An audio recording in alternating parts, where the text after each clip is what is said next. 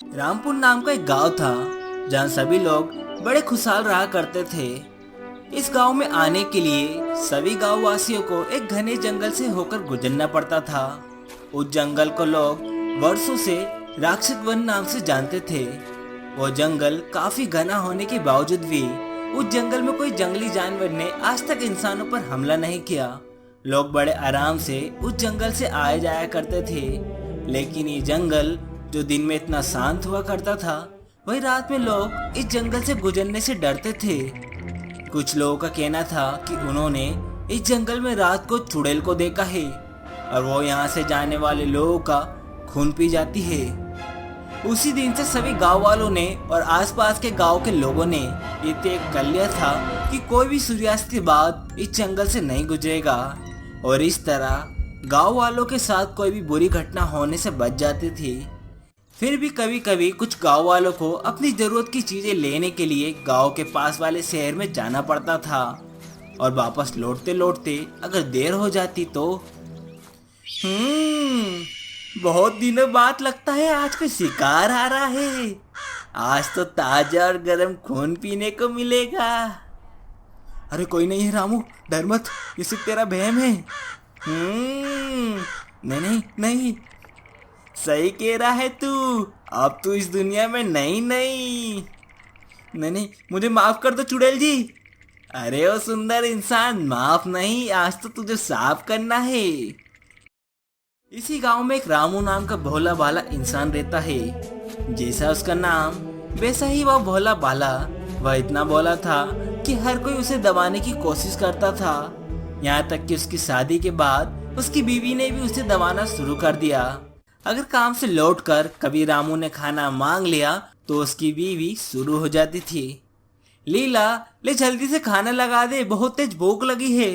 कम बखत घर में अनाज भर के गए थे क्या? अरे अभी तो राशन लाया था ना। हाँ हाँ, अभी नहीं, 6 दिन पहले लाए थे और कब लाए थे सब खत्म हो गया। अरे लेकिन खाओ क्या, इतनी मेहनत करके आता हूँ। अरे खाक मेहनत करके आते हो? मेहनत करते हो तो दिखता क्यों नहीं है तुम्हारी मेहनत का फल? अब चुप रहो तुम। मुझे चुप रहने को कह रहे हो, बस मुझे चुप ही करा सकते हो। और इस तरह बात बात पर ताना मार कर रामू को दबाए रखती थी। अपनी इस जिंदगी से रामू काफी दुखी हो गया था। वह दिन रात सोचता रहता था कि इस गरीब जिंदगी से उसे कब छुटकारा मिलेगा। एक दिन ऐसे ही वह बाहर से लौटा और जैसे ही उसने अपने घर में कदम रखा, बीवी चिल्ला पड़ी, मेरे मायके से भाई और भाभी आए थे, तुम जानबूझकर नहीं आए ना? कहीं उनकी सेवा ना करनी पड़ जाए। ऐसी बात नहीं है लीला, मैं खेतों में पानी डालने गया था। तो तुम्हें खेत के पानी की पड़ी है, मेरे भाई और भाभी की चाय पानी की नहीं। बेचारे ऐसे ही तुमसे मिले बिना चले गए। जाओ, अभी बस अड्डे पे ही पहुंचे होगे। अभी अभी शाम हो गई है, हो सकता है बस निकल गई हो। नहीं निकली होगी, जाओ अभी के अभी जाओ, वरना आने वाले 2 दिनों के लिए तुम्हें भी कुछ नाश्ता पानी नहीं मिलेगा। अरे मेरी बात तो सुनो। क्या सुनूं? अरे मेरे भाई के खर्चे से ही कई बार हमारे घर का खर्चा चला है। अरे ढंग से कमाने लगो तो मुझे कहना ना पड़े। जाओ, मेरे भाई और भाभी को मिलकर आओ। ठीक है, जाता हूँ। अपनी बीवी की बकबक सुनकर रामू तंग आ गया था। सोचा घर में इसकी बातें सुनने से अच्छा है उसके भाई भाभी को ही मिलकर आ जाता हो।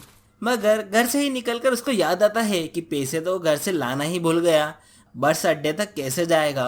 और वह यह सोचकर वह उल्टे पांव घर लौट आता है तो देखता है कि उसकी बीवी अपनी पड़ोसन से कह रही है, क्या बताओ कमला, मैं तो इस रामू से तंग आ गई हूँ। क्यों, अब क्या हुआ? इनकी कमाई धमाई कुछ है ही नहीं, इसलिए अपने रिश्तेदारों से रिश्ता बनाए रखती हो। काश इनकी कमाई ठीक से चलती, रहने को ढंग का घर होता, हम भी एक दूसरे को प्यार करके सुखी जीवन जीते। मैंने है ना जानबूझकर रामू को अपने भाई और भाभी से मिलने भेजा है। देखना, लौटते हुए जब उन्हें रात हो जाएगी तब मैं चुड़ैल बनकर जाऊंगी और इन्हें ऐसा डराओगी दोबारा मेरे सामने जुबान नहीं चलाएंगे। लीला, आज तक मैं तुम्हारी हर बात सुनता आया, कभी तुम पर हाथ नहीं उठाया, पर तुमने हद कर दी। आज अगर तुम डायन बनकर मेरे सामने आई तो मैं तुम्हारी कस के पिटाई कर दूंगा और बाद में अगर तुमने अपने भाई भाभी या मायके वालों से शिकायत की तो मैं मुकर जाऊंगा कि मैंने तो डायन समझ के पीटा था। आओ, आज तुम्हारी खेल नहीं। और रामू वहां से चुपचाप उल्टे पाँव लौट जाता है और उसके भाई भाभी से मिलकर उन्हें मस्का लगाकर लौटाता है, ताकि वह उसके भाई भाभी को कह सके कि मैं तो आप लोगों से मिलकर लौट रहा था, मुझे क्या पता था कि ये डायन बनकर मुझे डराने आई है। मैंने तो असली डायन समझकर उसे पीट दिया। और जैसे ही वह राक्षस बन के जंगल में पहुंचता है, अचानक उसे जोर जोर से हंसने की आवाजें आती है। ओ तो आ गई लीला मुझे डराने, आ देखता हूँ तुझे। ओ इंसानी गरम खून, आज बड़े दिनों बाद एक तगड़े इंसान के खून का स्वाद मिलेगा। लीला को पेड़ के पास बुलाने के लिए मुझे डरने का नाटक करना होगा। फिर रामू डरने का नाटक शुरू कर देता है। नहीं नहीं मुझे छोड़ दो, वैसे भी मैं बहुत दुखी हूँ। अच्छा तो तू तेरे जीवन से दुखी है, तो तेरे को तेरे जीवन से ही छुटकारा दिला देती हूँ। खून पिएगी मेरा, पी ले पी ले, बरसों का बदला लेना है तुझसे, रोज खून पी पी कर अधमरा कर दिया है, आज मैं तेरा खून पीऊंगा। रामू चुड़ैल को अपनी बीवी समझकर उसको तड़ातड़ पीटता गया। वो खुद को छोड़ देने के लिए चीखती रही, लेकिन इतने दिनों का बीवी का गुस्सा आज ज्वाला बन के फूटा था। तभी अचानक उसका ध्यान जाता है। एक तरफ से उसकी बीवी डायन का मेकअप करके आती है, लेकिन उसने अपने आप को ऐसा बनाया था कि उसको देखने पर समझ आ रहा था कि ये तो लीला है। ये देखकर रामू चौंकता है, अगर ये मेरी बीवी आ रही है तो मैं जब से किसको मार रहा हूँ। और जैसे ही उसे समझ में आता है कि ये तो असली चुड़ैल है, उसकी बत्ती गोल हो जाती है। वो डर के मारे थर थर कांपने लगता है। चुड़ैल उसको कांपता हुआ देख कहती है, मुझे माफ कर दो, गांव वाले इतना गुस्से में मत कांपो कि मैं तुम्हारे गुस्से का और शिकार हो जाऊं। ये तो मेरे डर को गुस्से से कांपना समझ रही है, अगर इसे पता चल गया कि मैं डर गया हूँ तो ये तो मेरा खून पी जाएगी, इसलिए मुझे इसके सामने नाटक करना पड़ेगा। यही अच्छा मौका है इसे इस जंगल से भगाने का, अब तो मैं इसे भगा कर ही रहूँगा। शिकार तो तुझे होना पड़ेगा, आज तक तूने बहुत शिकार किया है ना, अब तुझे पता चलेगा शिकार होने पर कैसा लगता है। नहीं नहीं नहीं नहीं गाँव वाले छोड़ दो, मुझे छोड़ दो, तुम जो कहोगे मैं वही करूँगी, मुझे छोड़ दो। क्या करेगी चुड़ैल, खून पीने और लोगों को डराने के अलावा तू कर ही क्या सकती है। मैं कुछ भी कर सकती हूँ तुम्हारे लिए, धन दौलत घर बार रुपए पैसे में सब कुछ दे सकती हूँ तुम्हें। ये सुनते ही रामू को लगा, जब वो रोज भगवान से मांगता था कि मेरी गरीबी दूर करके मुझे सुखी कर दो, लगता है भगवान ने मुझे मौका दे ही दिया। और वैसे भी लीला मुझे कहती थी कि मेरे पास अगर सब कुछ होता तो हमें रिश्तेदारों के सामने झुकना ना पड़ता, फिर हम सुखी जिंदगी जी सकते थे। और बिना एक पल गवाए कहता है, तो फिर मेरी 3 इच्छाएं पूरी करो। पहली, मेरे लिए एक बड़ा सा घर बना दो। दूसरी, अब इसमें इतनी दौलत भर दो कि मेरे मरने तक मुझे धन की कमी ना हो। और तीसरी, कि राक्षस बनकर जंगल छोड़कर कहीं और चली जाओ, मेरे गांव को अपने डर से मुक्त कर। और इस तरह उस जंगल से निकलने वाले हर एक गाँव वासियों को उस चुड़ैल से हमेशा के लिए छुटकारा मिल जाता है। वो चुड़ैल हमेशा के लिए राक्षस बन को छोड़कर चली जाती है। और इसके बाद रामू जब घर पहुंचता है तो वो देखता है कि उसका घर एक बहुत बड़ा घर बन चुका है और उसकी बीवी घर के दरवाजे पर एक आरती की थाली लिए खड़ी है उसके स्वागत के लिए। और इसके बाद से रामू और लीला दोनों एक साथ सुखी जीवन जीने लगे।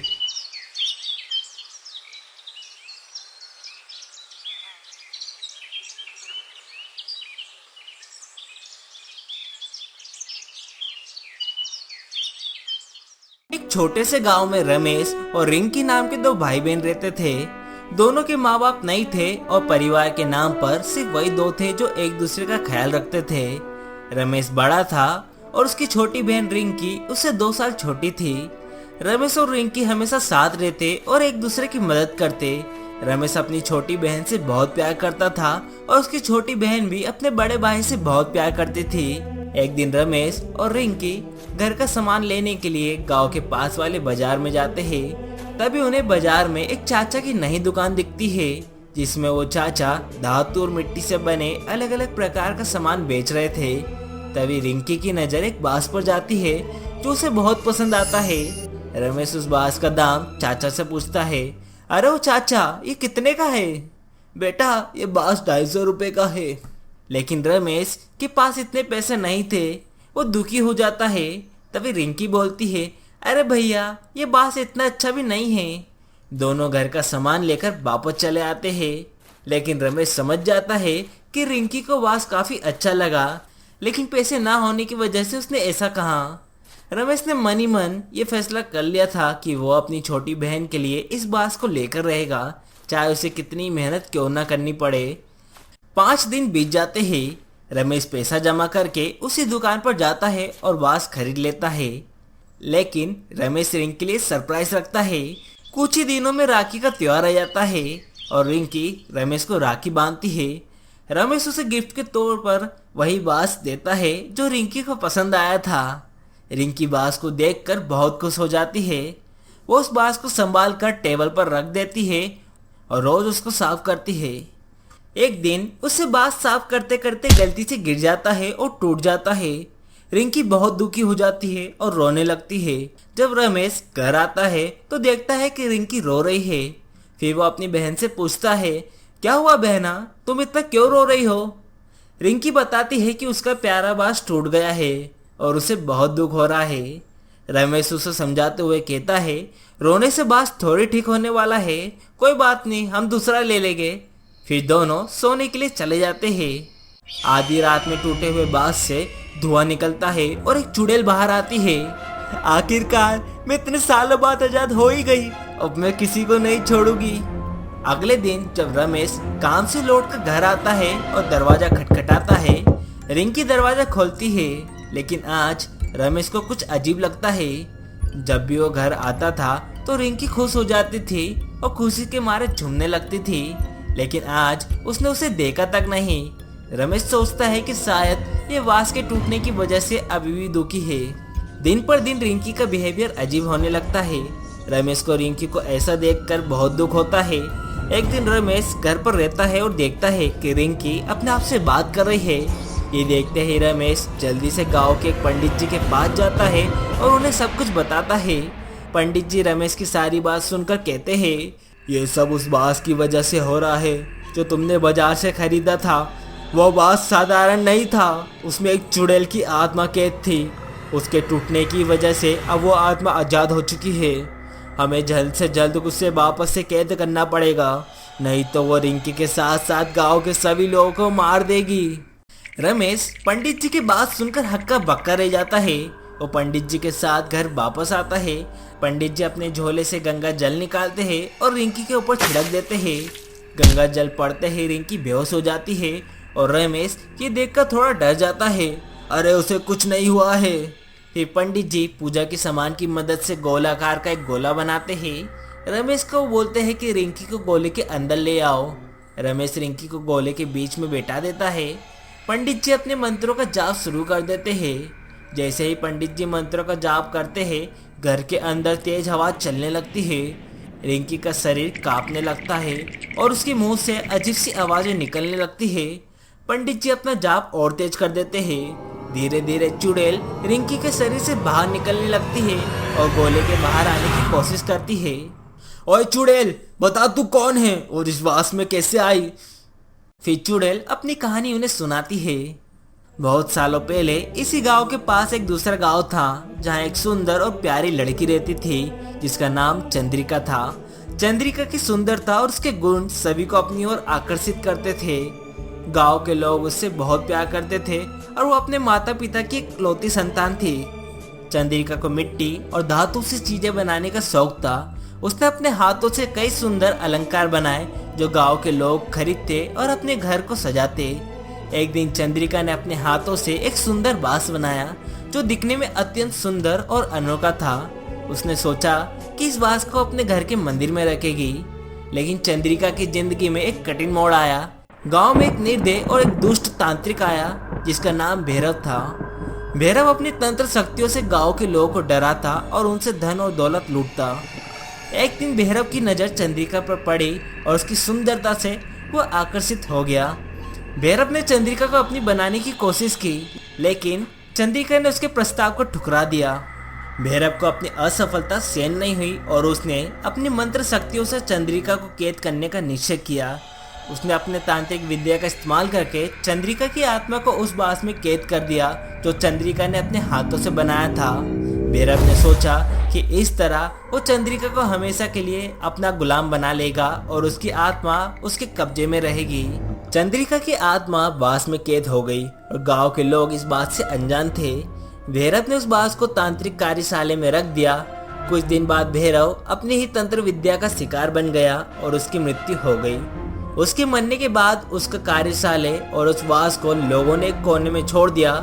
कई सालों बाद एक व्यापारी ने भैरव के पुराने कार्यशाला को खरीद लिया और वहां से सारा सामान निकाल कर अपनी दुकान में बेचने के लिए ले आया।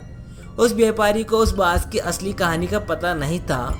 वो बांस अब बाजार में बेचने के लिए रखा गया था, जहाँ से रमेश और रिंकी ने उस बांस को खरीदा। और इस तरह चंद्रिका की आत्मा जो उस बांस में कैद थी, बांस के टूटने पर आजाद हो गई। लेकिन अब उसकी आत्मा एक चुड़ैल बन चुकी थी जो सिर्फ बदला लेना चाहती थी अपनी दुख भरी जिंदगी और कैद से आजादी के लिए। चंद्रिका की दुख भरी कहानी सुन के पंडित जी और रमेश की आंखों में आंसू हो जाते हैं। लेकिन अब चंद्रिका एक चुड़ैल बन चुकी है, इसलिए उसका कैद होना जरूरी है। पंडित जी अपनी शक्तियों का इस्तेमाल करके चंद्रिका की आत्मा को हमेशा हमेशा के लिए आजाद कर देते हैं। चंद्रिका की आत्मा के आजाद होते ही रिंकी बेहोश हो जाती है। चिंता मत करो, अब सब कुछ ठीक हो गया है।